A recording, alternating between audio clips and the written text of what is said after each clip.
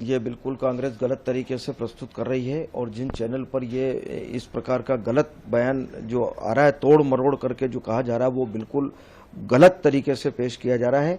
मैंने जबलपुर के एक कार्यक्रम में सिविल डिफेंस वॉलंटियर्स का एक दिवसीय प्रशिक्षण शिविर था, उसमें मैं सम्मिलित हुआ था और मैंने ये कहा कि देश की सेना ने जो काम किया है ऑपरेशन सिंदूर में, उसकी जितनी सराहना की जाए उतनी कम है और देश की जनता भारत की सेना के चरणों में नतमस्तक है, उनको प्रणाम करते हैं, उनका सम्मान करते हैं। जितना कहा जाए उतना कम है सेना के बारे में, ये शब्द मैंने कहे हैं।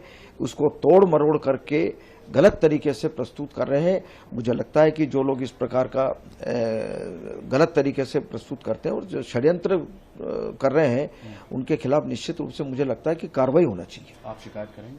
बिल्कुल करूंगा शिकायत। लेकिन ये नतमस्तक जो आपने कहा, तो ये सेना के सामने देश को नतमस्तक बताया है? देश की जनता भारत की सेना के चरणों में नतमस्तक है, क्योंकि वो हमारी रक्षा करती है, देश की रक्षा करती है और सीमा पर भारत के लिए, देश के लिए लड़ाई लड़ती है। ये आशय था, ये मेरा आशय था और उसी आशय का मैंने कहा है। कांग्रेस आपका इस्तीफा मांग रही है? वो बिल्कुल मुझे लगता है कि विचलित होकर के कोई बात कर रहे हैं, विचलित होकर के बात कर रहे हैं, विचलित होकर के बात कर रहे हैं नेता। आप शिकायत करेंगे? बिल्कुल करेंगे, जहां करना चाहिए वहां शिकायत करेंगे। बिल्कुल।